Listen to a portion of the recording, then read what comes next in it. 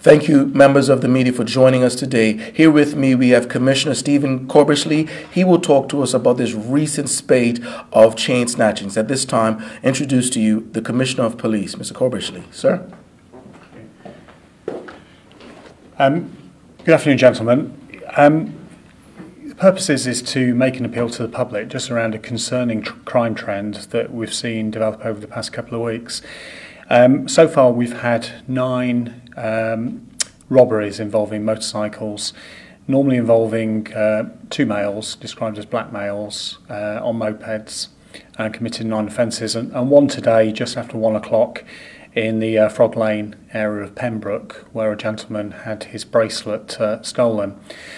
Obviously, from the police perspective, we're actively pursuing the investigations, and there are some forensic opportunities and intelligence to identify those involved. But I encourage members of the local community, if they have any information, to contact us as soon as possible with anybody they may have suspicions of, or any that they know are actually involved in these crimes. And they can contact Detective Inspector Colin King on 247 1252, or alternatively, if they're concerned in regards to their confidentiality, I do encourage them strongly to contact Crime Stoppers on 800 8477. I also like to make appeal just for people to obviously consider their safety. These are 9 incidents, and obviously we're investigating them, so I don't want to cause people any alarm or distress.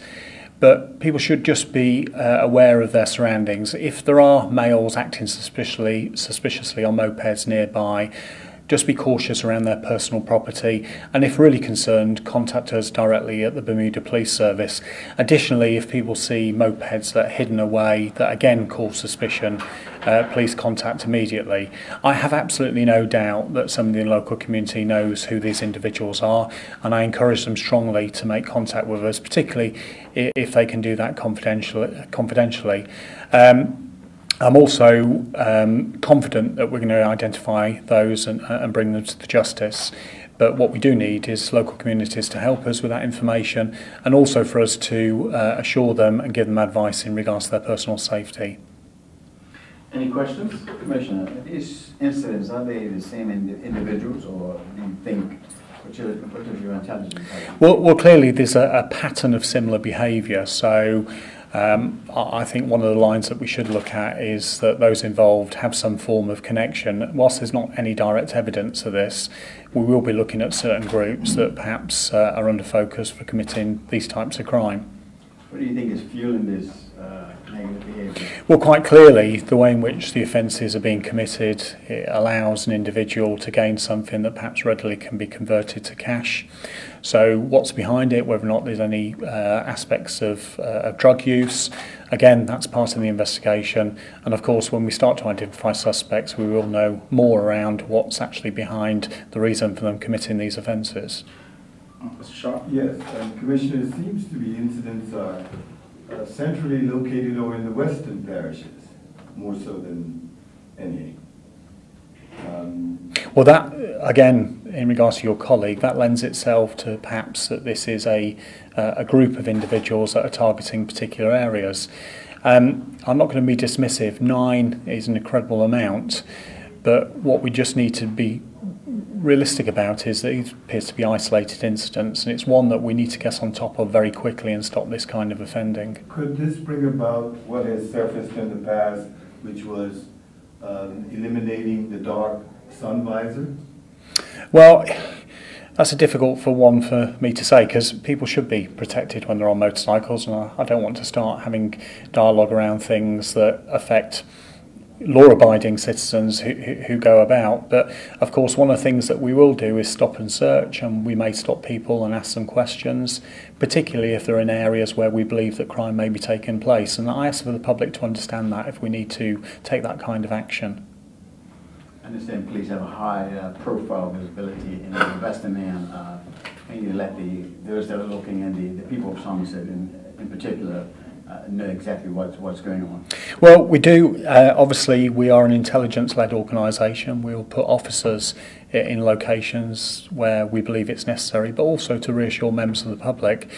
But additionally, what the public should be confident in is the amount of work that we do that perhaps they don't see, some of our covert activities, some of the intelligence work that we can do. And that's why I say I'm confident in identifying those responsible and bringing them to justice as soon as possible. Any other questions? Yeah, so I guess in the past we see obviously, you know, gold jewelry, chains, these types of things to be status symbols. Is there any line of inquiry that this is some kind of trophy seeking, some people proving themselves in criminal sense? Anything I say is probably guesswork, but I think when you take into account 9 offences, the way in which they're being committed, my assumption is that these have been taken to be sold very quickly, generate some cash, which is why I'm most concerned and want to appeal to the public to give us information to find those responsible, because what I don't want is a situation that we have a further month with another 9 or 10 offences, and particularly and quite rightly a member of the community may feel the need to stop the offence taking place, and the last thing that I want is any member of the public that suffers any physical attack in the nature of these crimes. So we need to address them quickly. But one way in doing that is to ask for information from local communities as to who's responsible. In terms of the obtaining cash quickly for items, obviously we have a well-regulated gold for cash businesses in Bermuda. Is it suspected that there's the term is fencing, that this is, you know, something that's happening with the city? Yeah. I mean, fencing happens in a variety of ways. Fencing happens through legal outlets that perhaps turn a blind eye when things are sold to them, but of course fencing happens peer-to-peer. Some people may exchange items for cash, and that may take into account the point that you raised around status symbol, and obviously some of the items that have been stolen no doubt will be attractive for people to buy. My last question, if you don't mind, if you could project your voice on this one, can you give a description on the individuals that you're looking for? Well, at the moment it's very difficult because these are 9 separate offences, and we know that they're male, working in a pair, but it could be a group of people that are committing this type of crime. We know they're black in ethnicity, so obviously there will be things that we're doing separately to this with potential suspects, and that's an ongoing line of inquiry. So it's very difficult to give anything specific. That's what goes back to my point. Tall, short, fat, skinny, very hard to say. Very hard to say in regards to the issues, but we believe they're young men. And that's why I think the identification is known by certain parties. That's why I encourage them to come forward. But equally, that's why I ask members of the community if they've got any concerns or suspicions, obviously just be cautious, and they can contact us immediately and we will respond and deal with the matter.